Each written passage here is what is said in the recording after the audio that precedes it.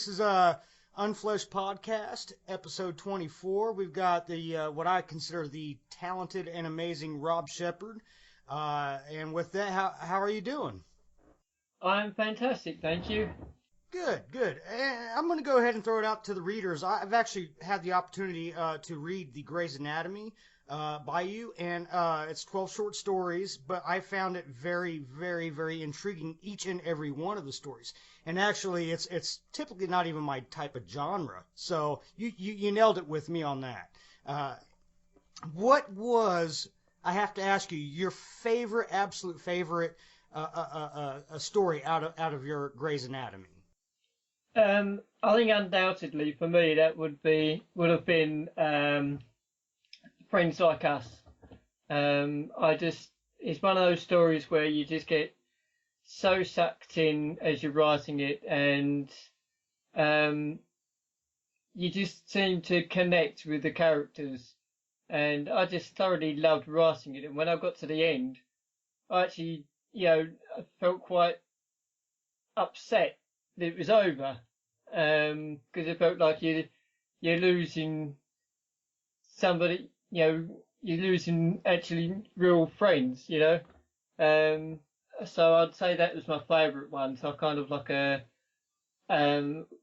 my stories so far, I think that's kind of like my little baby. So I hear you there. I've actually have restarted reading your book. My favorite, and the reason why, it's in the early goings, but I really liked Kingpin.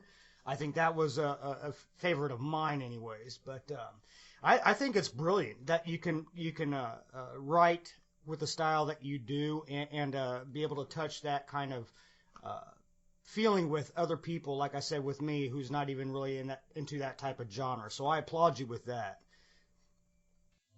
that's fantastic to know. I mean, that's one of the key things is I've discovered, my writing style I found is definitely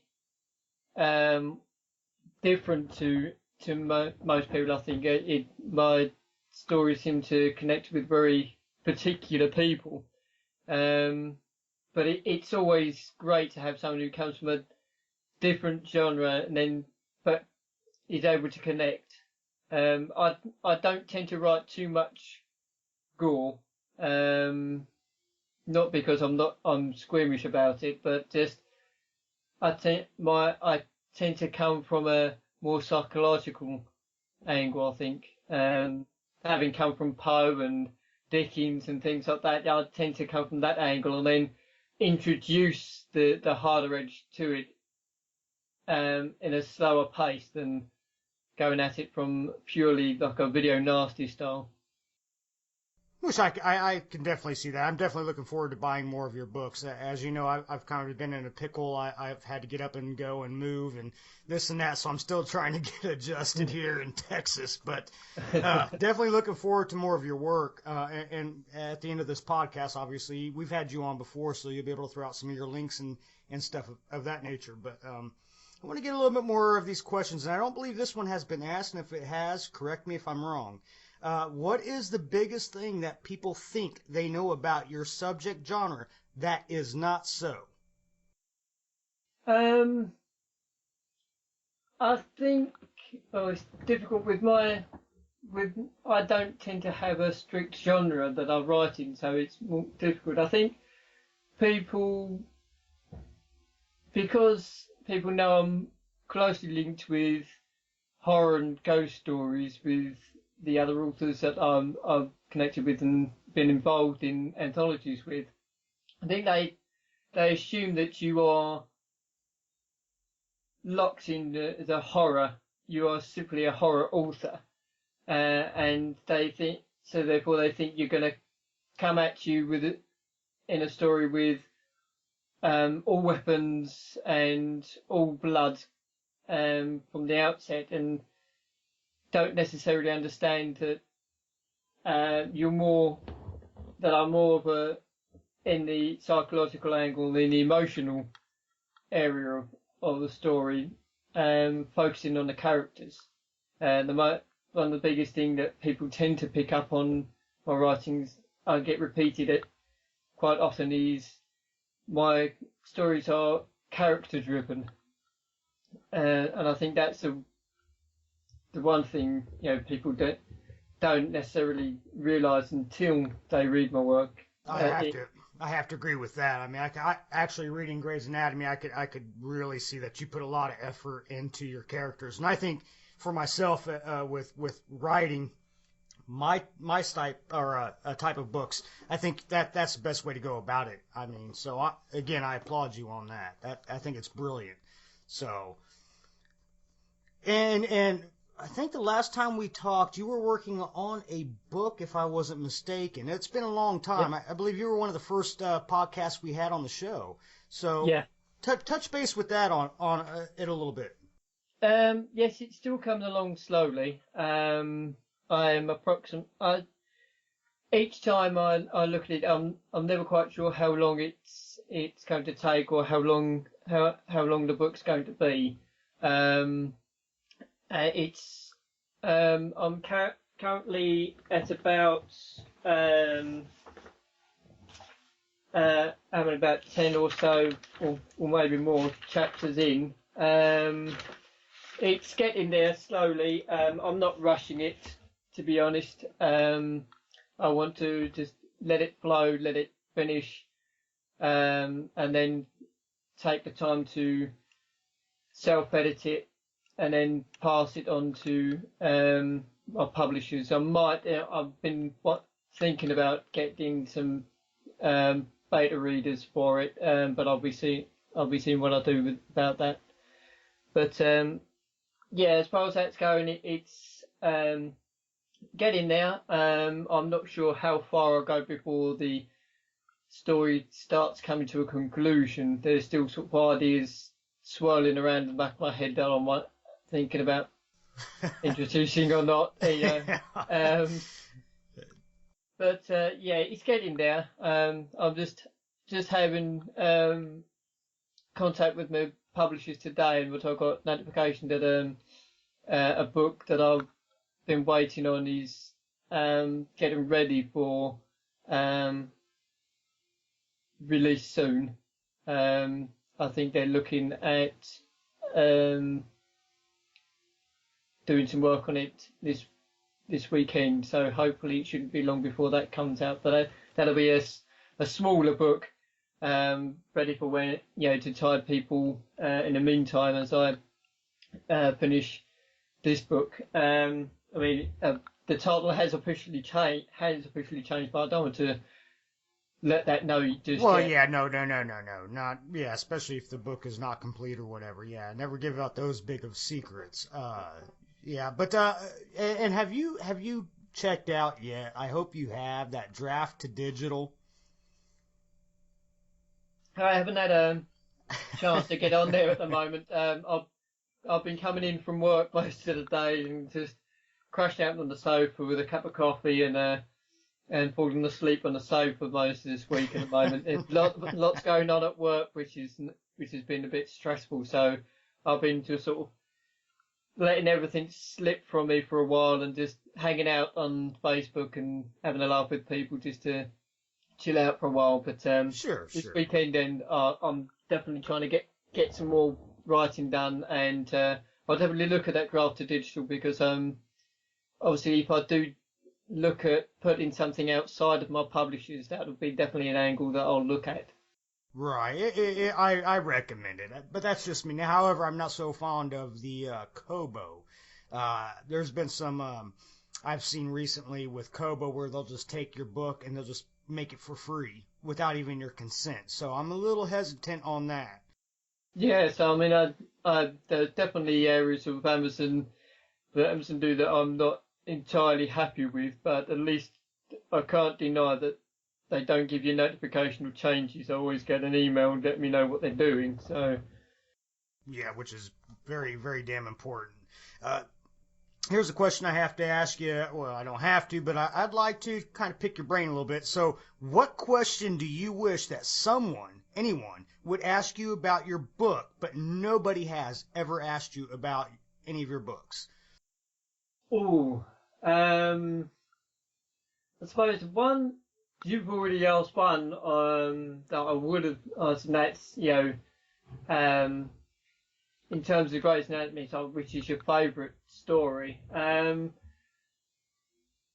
One I haven't been asked up till now is one that I've heard asked of many authors before, and is of your books, who's your favourite character that you've read? And I've seen that asked of other authors before, and that one hasn't been asked of me before, and so I don't know how I'd respond to that at the moment. Um, and I can't recall, but have you written any like anthologies or other standalone books with another author? And if so, what have they been? Yes, I've done a few. The last one to be released was 13:2 Horror Continues, which I appeared with TJ. TJ Weeks appeared in with me. Others would be Unleash the Undead by Sammy Sands. Um, there's been a Lifer magazine did a book of anthology, book of short stories, which I featured in there. I'm looking at, there's a few more to come out, but I'm not sure when they're going to be released yet. But there's a few again by Sammy Sands and a couple others that will be coming out at some point, but I don't know when. All right, so yeah. That some of that actually sounds familiar. So I'm sorry if I asked the same question again, but I do recall that now. But oh well, now it's reassured in my mind. I'll always answer questions. I don't care if they've been asked before, I'll still answer them. You seem to be a very laid back guy, and that's one of the things that I find awesome about you is you just do your daily job, you come home, you try to write, and you're very sociable, which I think is very important in the author community, to reach out to your fans or new fans or what have you. So I think that's very important, and you handle that very well. I'm just glad to have a fan, let alone fans with a plural. So anyone who says they're a fan of mine, I adore them. So thank you. Well, and as you know, me, I always like to do the little segment of shout it out. You know how that rolls because we've done it before. Yep, So, are you ready for it? I'm ready. Yep. All right. Tofu. Oh,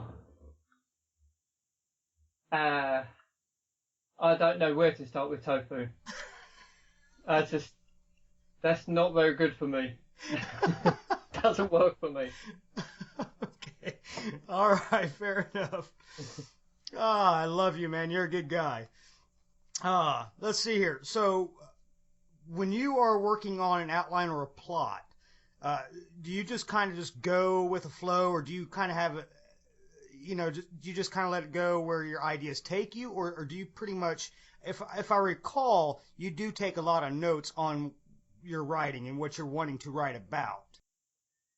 Yes, I tend to. I'll If I have an idea and it really sort of strikes me, gets me quite excited about it, then I'll just quickly make a note of it on a scrap of paper and I'll pin it up on a wall, just so I've got some sort of I can look back at it and go, oh yeah, that's a story about this.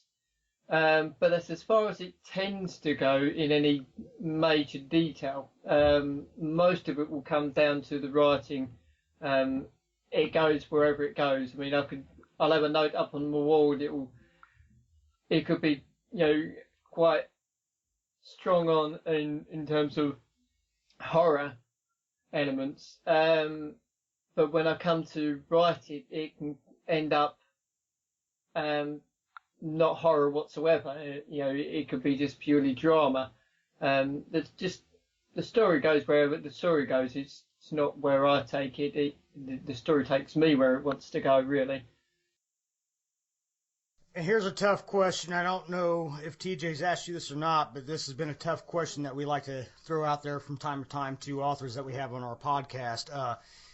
What is it that you love most about your fans, and what is the one thing you hate about your fans or dislike about your fans? Um, I can't say there's anything I dislike about my fans. Everybody who follows me or connects with me online, wherever, have always been absolutely fantastic, absolutely lovely. Um, and what I like about them is like pretty much the same things, really. What I say is that they are um, definitely loyal and hardcore. Um, they're not quiet. They'll shout out, that's for sure. They'll make themselves known. They're not large in number, but they're very vocal. But So has there ever been a time that you've been slightly frustrated, perhaps, maybe if somebody's been like up your ass about when's the next book coming out? Come on, I'm waiting on it. Let's hurry up. Or not really. I mean, some of them are more eager than others, but they've not really been completely on my back about it. Just they're eager for another book. But which is a good thing. yeah, it's fantastic, and I will always be absolutely upfront and honest with them. I'll say it's coming. I don't know when, but as soon as as soon as it's done, as soon as I've got details of any kind of dates and stuff, you'll know. There's a couple that I've said, a couple of people which horribly, I can't exactly remember their names at the moment, which will be a problem when it comes to letting them know. But they wanted to know. I said I'd let them know early on before anyone else. But as soon as I know, I'll just tell people. As soon as I know the details after it's been sent to my publishers, they'll know. But I tend to like to keep things a bit quiet, and then just be a bit sneaky and just give little hints that things are coming. So Build you'll it see a up. little post come up and you go, what the hell is that about? And it's like, some people are clued up, they'll go, something's building up, and then it will build up to the big sort of announcement. So I like to throw things out every now and again just to sort of build up that intrigue. Yeah, spike the interest a little bit and That's just it. keep Yeah, it going. Yeah. I mean, Clive's another expert in that. You put something up or a video up or something, and you think, what the hell's that? And then it just sees all the interest coming in, and there's this sort of big, what is it all about? What is it all about? And then bang, out comes the book, or out comes the notification about a play or an art exhibition he's doing, and you think that's exactly what I love about, the type of thing I'd love to do. It's like take that idea and go with it. So I tend to do it on a smaller scale, just throw a little thing out here, A on few little Facebook or tidbits Twitter. and just. Yeah, just sort of thing. And you read something, you go, what is he talking about? What's all that about? And you're like, yeah, that's a little clue for some people. That Oh, sure, sure. If you ever have writer's block, what would you tell another author how to handle it? I've had it before, absolutely chronically terrible. My advice, I mean, I've seen some very, very good, very well-known authors give the advice about saying, "Oh, just get in there and just write, and just sit down and knock something out." And you think, well, if you've got nothing coming, it's the most lonely place in the world, sitting there in front of your computer or whatever it is, or a blank piece of paper and forcing something out. If you force yourself to write, it's gonna be a pile of shit. See, and Because I have to kind of agree with you on that. But however, I'm the type of person that I feel even if it's a few sentences that you jot down, because I've yeah, stared at my own damn screen and been like, oh fuck, I'm just not in the yeah, goddamn mood, and or whatever. It's not even about being in a mood. Just like I have this idea, but I just can't get it. But so I'll, just to make myself feel better, just to kind of break the writer's block, I'll just jot some shit down, and it's not going yeah, to be in the book, but at least I feel like I accomplished something. yeah. I mean, it definitely. I'd always say I wouldn't force yourself to write force yourself to write, but um, like you say, it's go and doing something a bit different. So you say if you get a paragraph of something written down, you do feel a damn sight better about yourself. Um, but I wouldn't advocate to someone to force themselves to get another, some more writing if they're working on a particular book, to force themselves to get some more paragraphs, some more pages, more chapters out on that book because that section will be just complete shit. They'll look over and go, I don't care about this. Um, it, in terms of that, I would definitely say the book you're working on, just leave it to one side for a moment, and look at something else. Maybe you've got a short story that you've been working on or you started. Go back to that and get a paragraph or something on that done because, like you say, it does release it. But the worst thing in the world is to just force yourself. So if you can't, I tend to find if I can't really get myself going, I'll just chill out, hang around, and talk to other authors and have a bit of a laugh and do other things, and then just let my imagination sort of do its thing in the back of my mind. And then when I come to do something else, the ideas start to flow again, and I'm like, right, I've got to go. I've got to go. Sod the lot of you. I'm going into my little hole now, and you won't see me for a while. Right, right, fair enough. Man cave time. That's Uh, it. Yeah. oh yeah, yeah, I've definitely been on that as well. So, Mr. Shepard, do you ever judge a book by its cover, or do you take a gamble when you buy a book, or even say even your own book? Do you try to push forth the cover to make your writing? How do you handle that type of aspect? Um, I'm not. In terms of other people's books, I'm not overly drawn by the covers. I will be interested by what other people have said about a book, or I'll read. Um, I'll take an interest in what other authors are doing. And then sort of, okay, I'll have a look back for them online and what have you. Um, in terms of my covers, I like them to be different.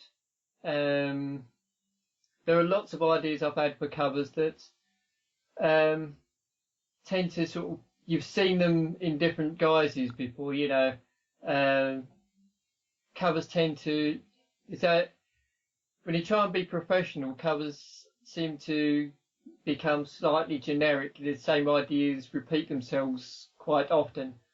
So I tend to go completely off the wall and do something completely different. So right, no, I'm gonna go at it from this angle, and I'll just say I don't care really as long as it's not um, off-putting. Sure. Um, that as long as it's interesting, that's what I want. Something different, something interesting.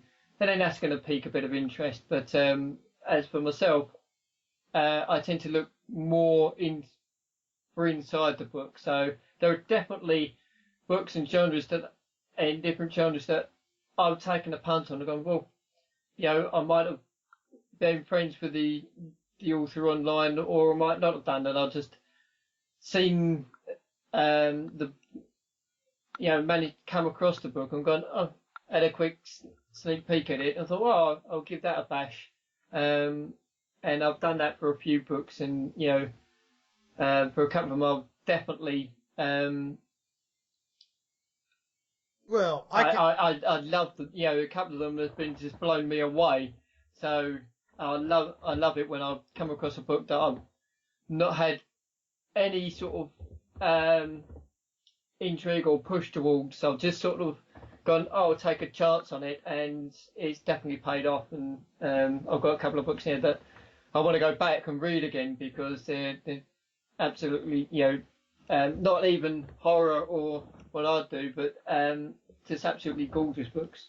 well, for me, I'm very envious of you in a good way because I love your writing style.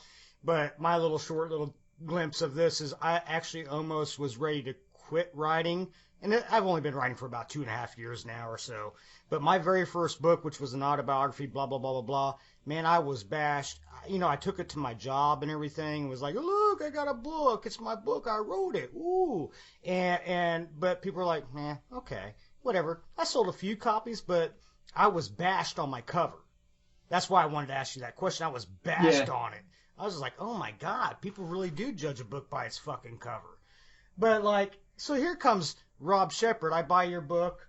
I take it to work or my old job where I was in Kansas, and I'm reading it up there. And man, I've got these assholes coming in, just like, oh, that's a really neat cover. I had my boss coming in. I love that cover. I'm like, motherfucker. Well, I'll be yeah. goddamn. So, but anyway, so I do think there's a Well, very I think it says a lot about them that these men all going out saying that's a really cool cover, a fantastic cover. It's like, yeah, you get quite enjoyment out of seeing another man's bare naked ass, do you? oh yeah shit. Tough guys getting together saying, yeah, well, it says more about you than it does about me, Yeah, pal. well, yeah, it's just I'm just like, wow, okay, really, huh? I mean, it is a good cover, don't get me wrong, but I was just kind of like, wow, I mean, really. But Yeah, it says a lot, though. It says a lot for it you, and does. I think that's cool. I'm just saying I was a little butthurt. That's all. Yeah, I'll absolutely be. I'll be unimpressed. I mean, yeah. I mean, to be honest, that was the first cover that I happened, which actually features without any kind of real drawing or artwork. I mean, with when I go back to my first book, Life of Boris Karloff, I originally it started off with just a plain red cover, black writing, and you hear now people say the worst book you can ever have, worst cover you can ever have is a plain red book with black writing on it, and I was like, yeah, thanks for that, pal. You've really made my day. Um, but I had no idea at the time. I just thought it looks a really neat cover. I thought horror, and I thought Hammer, and it's like, this really works, and it's like nobody's buying my book. But then I just took a chance. I thought, right, you know what? I'm going to change the cover, and I painted a load of pictures, and one of the pictures was of a house, and really creepy gothic house, and I thought, oh, I love that. I'll do that, and I took a picture of it, and I ended up making that the cover, and that kind of made a difference. People got quite intrigued in it, and you can still see images of it up that online now. You'll see images of the original cover of Life of Boris Karloff. But that's how my covers come about. I've either drawn them, painted them, or like my wife will do photography for them, or or I'll just go to the publisher. You know what? You deal with the cover. Especially with smaller books, it's like, yeah, you can do the cover. I mean, this one coming up now, it's like, do what you like with the cover, because to be perfectly honest, I'm more interested with what I'm writing inside it than the outside. You want, obviously I want a book to sell, so, and you want it to sell, so let's just see where it goes, and you throw the cover to me and see if I've got anything to add to it, rather than that I so won't. so on that, you pretty much have the final say though on your covers. Bottom line. Yeah. My publisher will send me an email, and he will send me an email with a cover of the book and say, "What do you think? Is there anything you're not happy about?" Rarely is it. I mean, is it? Am I not overly keen? But but because I know that, we're coming from the same angle, and the fact that, we're both in the book business and we both want my book to sell. So there's no good arguing too bad around. It's just a case of seeing where their vision's coming from, and then just let them see where I'm coming from the point of view of the content of the book, of the storyline itself. And you just want the cover to reflect in a suitably sort of sympathetic manner I as have to agree with the that. content of the book. It's no good having a book about blood and gore and then putting daisies on the front, unless the daisies are appropriate to the story, unless someone's buried in a daisy field, Yeah, just daisies in it's just not going to work. attacking daisies and shit or Yeah, some shit. it's like the attack of the it's like daisies becoming trippids and eating people's heads. It's just not the same way. If you got a romance, you're not going to stick the someone's half melted face on it. It's just not going to happen. So you got to find the medium in there somewhere. But I don't tend to make too much of a fuss. But I still get publisher still comes and says, "What do you think? Do you like it?" Uh, right on. I like that, but I have to reiterate what you said. You almost have to come to a medium on is it going to fit with what I wrote to some degree or some fashion. I mean, you have to. So that's I like that approach. And have you ever have you ever done any kind of like book trailer? Do you have any book trailers out there or anything like that? I do have a couple of book trailers. I mean, I've got a YouTube page. I don't know what the address is for it, but people can find me on YouTube somewhere. But I can post them up if people are following me on Facebook. I can post them up again. I do periodically just post them up, but I've got the book trailers for Grey's Anatomy. I've got a fun one for Life of Boris Karloff. The Sophia, which is a bit more difficult, because that's a Second World War drama. But the problem with that is it's also tied in with a short film, because the story, strangely, is a bit sort of arse about face way of doing it. But the book came about from my writing the script to the film. So that's a bit more problematic with the Well, trailer. I'm gonna have to get my head out of my ass because I own Grey's Anatomy and I have yet to see the trailer. So I don't. I'll tell you what I can do. I can post that up onto your Facebook wall for you. I would love that. I would love that. Absolutely. I've got an original one. I've got a couple actually. I'll put them both up. Well, I've hell, got a throw them all one. on there. I don't give a shit. I'll watch them. So. I've got a short one. I've got one that's much longer, which incorporates a couple of comments as well. As I say, one of them I really took to heart, which is because it's so nice. It's the comment from the author Gregory Norris. I sent him an early copy of the book, and he messaged me back once he'd got it, and he said, oh, it's fucking amazing, when he doesn't happen blind because he's far too polite and lovely an individual, but he said it's amazing, fantastic, and he said I'll send you a review and stuff like that, and I said, because I said, could you do me a favour, I really want to get sort of build up a presence and stuff like that. So I said, you're the most up till now. I said, you're the most respected author I knew, and it's been so kind and lovely to me. And I said, would you be able to write a little blurb for the book for me? And he said, yeah, I'll do that. And when he'd come back with the blurb for it, I was just not bowled over, with what he had to say. I was like, I can't believe that such a respected author who's done so much in TV and films and books would write such a glowing thing. So I was like, that's straight on the cover. So I got the publisher up and I said, you got to slap this on the cover. You got to throw it on there. He said, yeah, I'll do that. And he true enough, he put it on there. But yeah, speaking of that, and I think that's awesome. I mean, I don't think many people truly understand how important reviews are in general. That's why I felt, and I'm sorry it took me so long to put a review up on Grey's Anatomy, but Oh, I don't ever hurry anyone with eh, that. People eh, say, "Oh, I'll put a review up." I say, "When you're ready, not at the moment, soon." I just appreciate the fact that you're going to take the time out at some point to read my book. That's all that matters to me. but it is very important on the flip Oh, side in of, terms of selling, it makes so much of a difference and to have someone with note to put a to review out there. I've always said, Rob, Mr. Shepard, I've always kind of said, even if it's a bad review, because as a writer, I feel like I can take something from a negative review as well, and make something, learn from it, or something, tough criticism or what have you. But they're important, good or bad.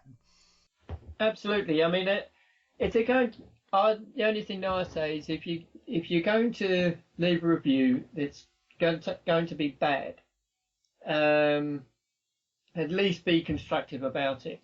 Make it useful because that way, if you're constructive with your criticism, it's useful to other readers. So, but it's also useful to the author. Yeah, it's no good just saying it's boring, it's crap, and didn't like it, bomb, and that's it. Because if it's it's not useful to anyone. Then there's well, why didn't you like it? What boring is a very vague term. Why did you Right. find it boring? Why didn't you like it? What was it about it that was boring? Or you know, um, at least give a little bit of explanation as to why you didn't like it, rather than I didn't like it in the story. Oh, I agree. I think that too many people, I think they go, oh, they can't immediately think of what to say, so they just say I didn't like it and leave it at that, and it's so unhelpful to everyone. Or you You're have doing a disservice to every other reader then because they don't know what to make of it, and I just think you're just doing it far too big a disservice to everyone.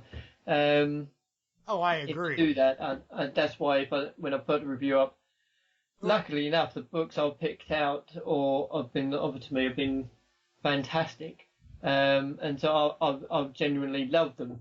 Um, but there's books that I've got that aren't actually available now, so I can't leave a review for them. Um, that I haven't enjoyed. I've gone, I can't get into this.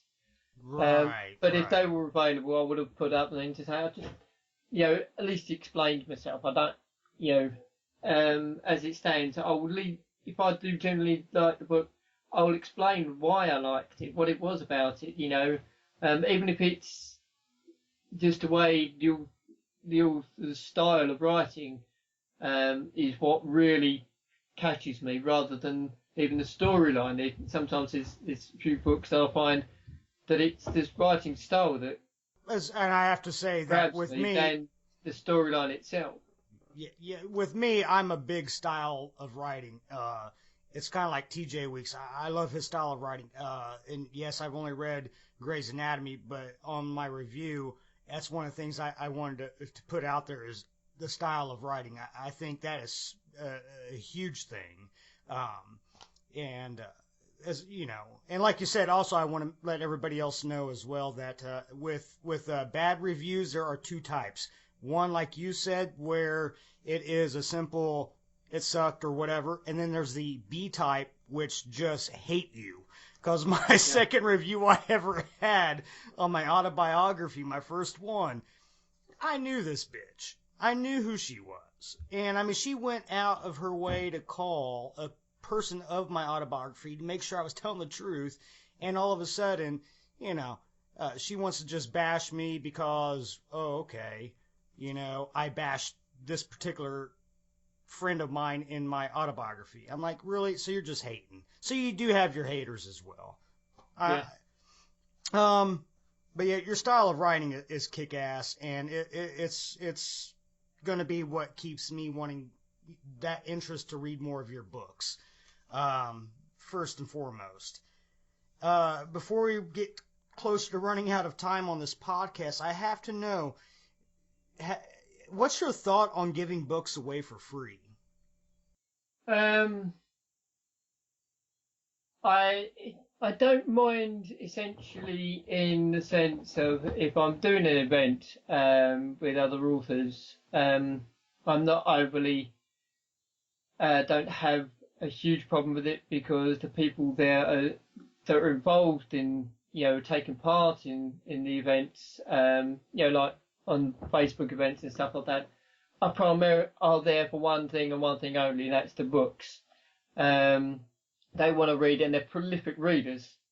Um, the amount of times I've been involved with events, and I just can't believe how many books some people are reading.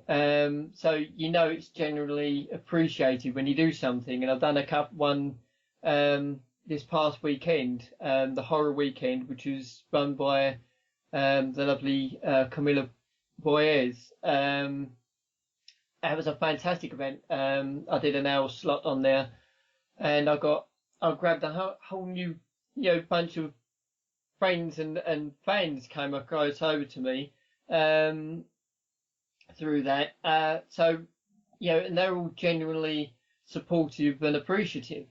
So when you've got an event like that, I don't mind so much, throw out a free book here. I mean, I don't tend to give out free paperbacks because I don't have any normally on me. So I'll say, look, I'll give you a PDF copy or whatever if you've got a computer. Most people are pretty happy with that. But I'd say that wider than that, I don't tend to go in for free books. I mean, I've got people up at work, and there's a particular people, to come in and say, "Oh, when am I gonna get my book?" I said, "Well, when are you gonna pay for it?" They say, "Well, I don't want to pay for it." Then, well, fuck off then. Basically. Absolutely, I've been in that role. Not to be too rude about it, but it basically they expect you to present them with a paperback or a hardback, and then write your name in there, address it to them, and tell them they're the most fantastic person in the world, and all for nothing. I'm thinking, I've just spent 6 months of my life doing this, making it the best thing I possibly can, and and devote everything and devote myself to online to make everybody, to make people see that I exist, and you come there and say, well, just give it to me. Well, no. Yeah, you're actually a friend of mine. You're a friend of mine. Why don't you just give me one? Nah.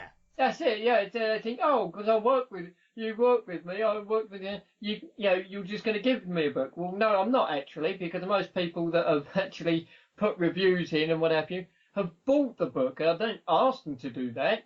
I didn't give them the book to do that. A few people I said, look, that have ordered the book, have subsequently bought the book. They said, I've ordered the book, but it's not going to come until then. And I said, right, I said, look, in the meantime, here's a preprint version of it.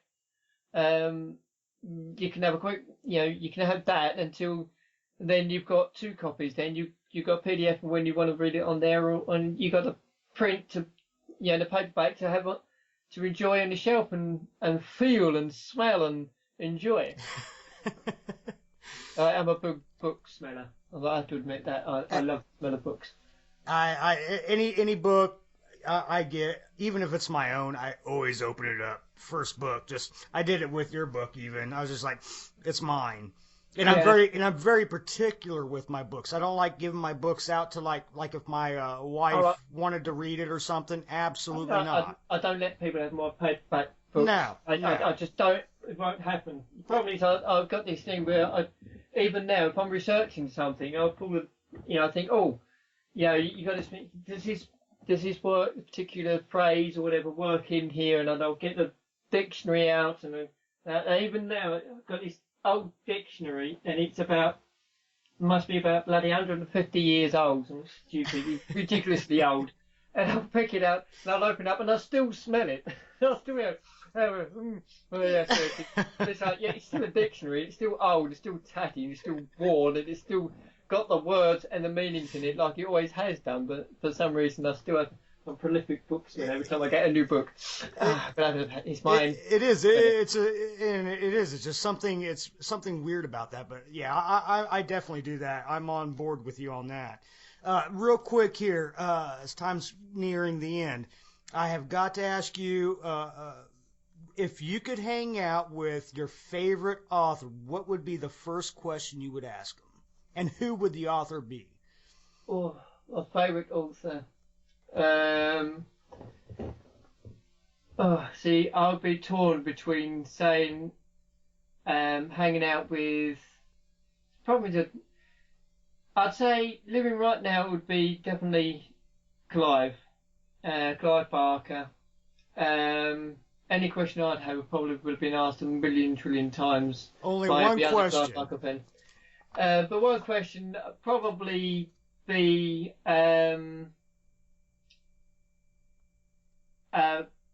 what excites you most when you start to write the story? What is it about the story that it really gets you going the most? I think that's because I have stories that you just have it might be a subject that's been covered a million times, but you just come from a different angle, and suddenly I'm like, oh yes, yes, and I know the story's going to change completely, down the line. But that's the kind of question I think I'd ask him. And what beverage would you have with them? Oh, tough choice. That would either be a whiskey and coke, or it would be a nice Irish cream liqueur. All right. Why don't you take time? Just go ahead, throw out some, where people can discover more about you, where they can find you, where they can buy your books, and I would assume you've got your books on plenty of formats and things of that Oh yeah, nature.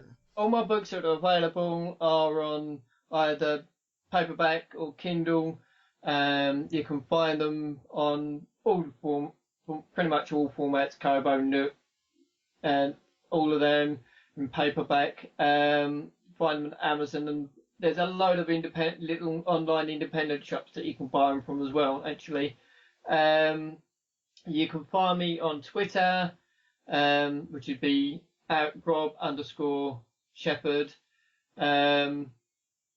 Obviously, you can find me on Facebook. I'm on Google Plus. Find me on Google Plus. You'll find me on Google Plus if you go to Nicholas Spence, actually.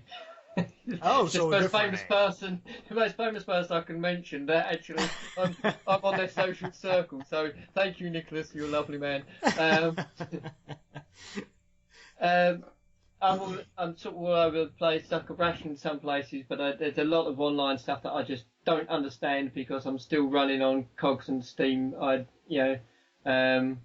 And I could guarantee anybody, if you go on to Google search and you type in Rob Shepherd, you're going to have a shitload of Rob Shepherd on there. yes, there's too many Rob Shepherd authors, and they No. come up with so many pen names, and they're all crap. So I had to stick with Rob Shepherd, and the worst thing is you type in Rob Shepherd author, and you get a newspaper columnist who's a complete arse, and it's like I don't even like him myself, yet I've got to share his name with him, so I'm not Hey, impressed.